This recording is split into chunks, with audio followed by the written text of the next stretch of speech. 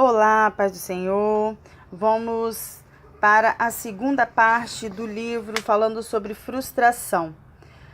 Como saber do que seu filho realmente precisa?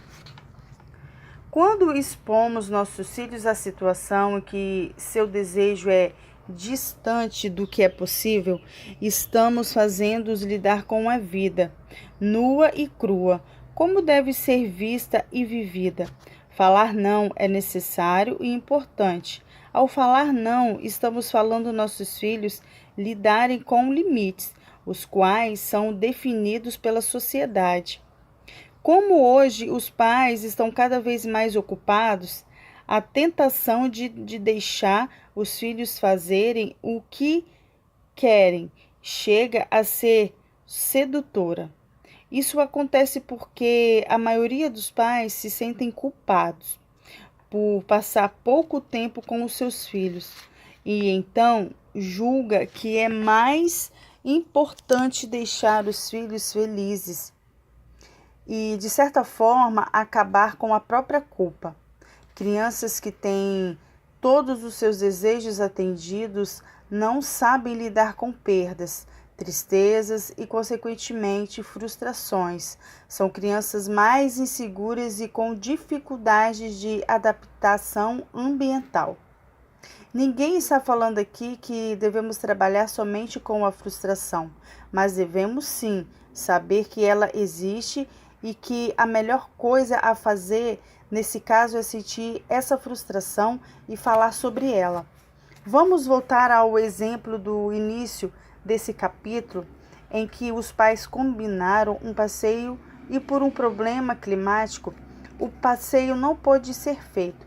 A criança entrou numa crise e começou a chorar muito, pois queria, esperava, desejava, mas isso não foi possível por questões totalmente inerentes. O que fazer nesse caso? Primeiro, deixe a criança expressar todo o seu estado de espírito. Ficar brava, triste, e se ela chorar, deixe que isso aconteça. Como assim deixar chorar? Sim, é muito importante deixar a criança expor o seu sentimento, sua tristeza, sua insatisfação. Costumamos ouvir pais sem situações como essa proibirem a criança de chorar, com frases do tipo, engole o choro. Isso é muito ruim, pois ela precisa expressar sua tristeza. E os pais precisam, nessa hora, acolher a tristeza e a raiva. Simplesmente acolher. Escutar o choro de seu filho pode não ser prazeroso. Ninguém gosta de ouvir. Mas é necessário levar em consideração que só demonstramos esse tipo de sentimento a quem nos ama. Sobretudo nos relacionamentos familiares, suportar a tristeza do outro e estar ali para apoiar significa demonstrar o amor verdadeiro. Se a criança demonstrar sua frustração agindo agressivamente ou de maneira muito incisiva, é importante que os pais a contenham. Mostrem que essa atitude não levará a nada. Falem que entendem e aceitam aquele sentimento. Isso mesmo. Mas que passar pelo processo de frustração é fundamental que a criança fale sobre ela, verbalizando o que a deixou triste. Outro ponto é explorar se havia formas de essa frustração ser evitada ou diminuída e o que podemos aprender com toda essa situação. Quando levamos a discussão para esse patamar, e não subestime o seu filho, pois a criança desde muito pequenas podem ser estimuladas a fazerem essa reflexão. Estamos pegando um sentimento e falando sobre ele. Ao fazer isso, trazemos nossos sistemas subarcorticais e emoções, regiões de nosso consciente que nos faz pensar, analisar para entender o que estamos fazendo, o como e o porquê. Esse processo de mediação feito pelos pais é de fundamental importância. Por isso é a partir dele que a criança vai se estruturando e entendendo a dinâmica e incorporando isso na sua vida. No exemplo da criança que ficou frustrada por não poder ir ao parque, o que fazer?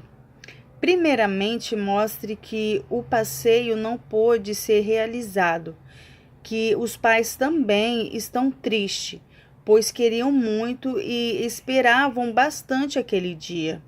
Porém, existem algumas situações sobre as quais não temos controle, e o tempo é uma delas. Escute o que o seu filho tem a dizer e procure uma solução para a nova situação que não estava nos planos. Até que demos o exemplo de uma situação que não está em nossos planos, casos em que não se tem controle, algo inesperado. No entanto, e aquelas que estão sobre o nosso controle, aquelas situações que acontecem diariamente, quando estamos com nossos filhos e eles nos pedem algo, tem um desejo, seja ele material ou não, um brinquedo de um personagem da moda ou querem ir na casa de um amigo.